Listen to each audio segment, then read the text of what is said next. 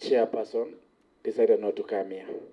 Chair, they are the biggest beneficiary of what we are discussing here because the hospitals are basically devolved. And devolution has been a very emotive issue that we should support devolution, but we should not support arrogance in the name of supporting devolution. These governors have become demigods and they want to be worshipped instead of looking forward to build a country which is united, one country inside 47 counties, and they have made a deliberate decision to be small gods somewhere in their villages down there and to be worshipped.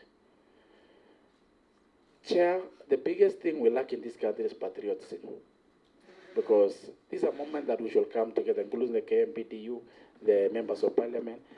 Thank the ministry, as much as I'm not seeing the CS, I'm seeing the two PSS, meaning to some extent, they are taking this discussion very seriously because the accounting officers are here.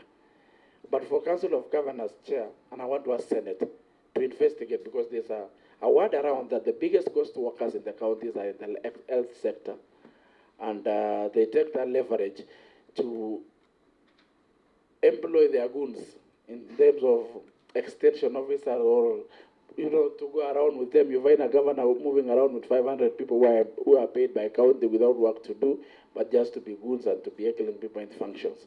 And this governor should be investigated thoroughly so that they should go to an extent of sacrificing serious doctors in return of employing their goons to be moving around with them and for their political expediency. Chair, there's a Mogotio proverb which says, if the sun claims superiority over the moon, let it shine at night. Chair, there's a Mogotio proverb which says, when I chair and I repeat, if the sun claims superiority over the moon, let it shine at night.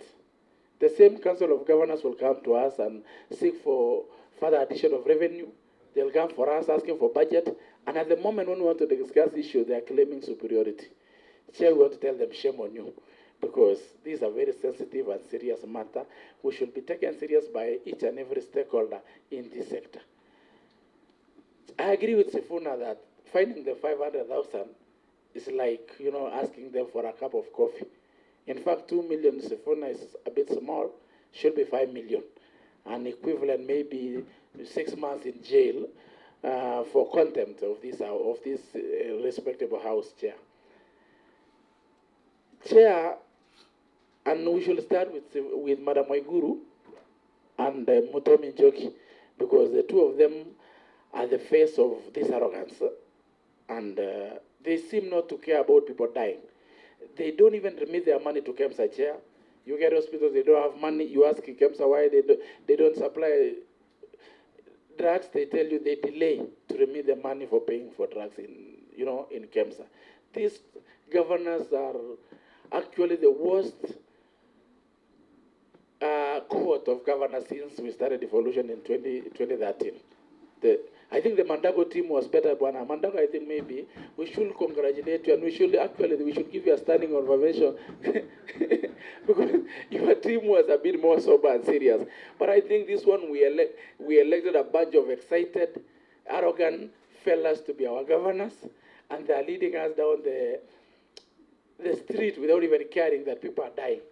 But in your wisdom, our two chairs, in your wisdom, you should tell us what to do with this bunch of arrogant governors. Either we starve them the budget, or we can make a painful and emotive decision to return the health back to national government. As much as we are saying, we devolved it for posterity, and the drafters of that constitution, Mugeni was part of them, had good intentions. So, and they know arrogant people will not be in charge of our counties.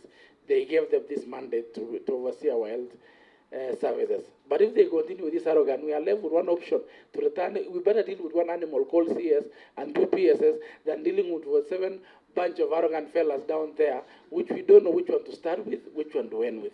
So, and KMPDU, you should also help us a bit, because you have been putting pressure to us as members of both Parliament and Senate. You have been putting pressure to the ministry, it's time you also divert your pressure to these county governors and these arrogant governors so that we're able to deal with them. Because we are together with you, we want the solution. As much as we may not agree entirely in what we are putting across, but we agree that we should look for solution as leaders in this country, and we should find a way forward for posterity, not only for this current strike.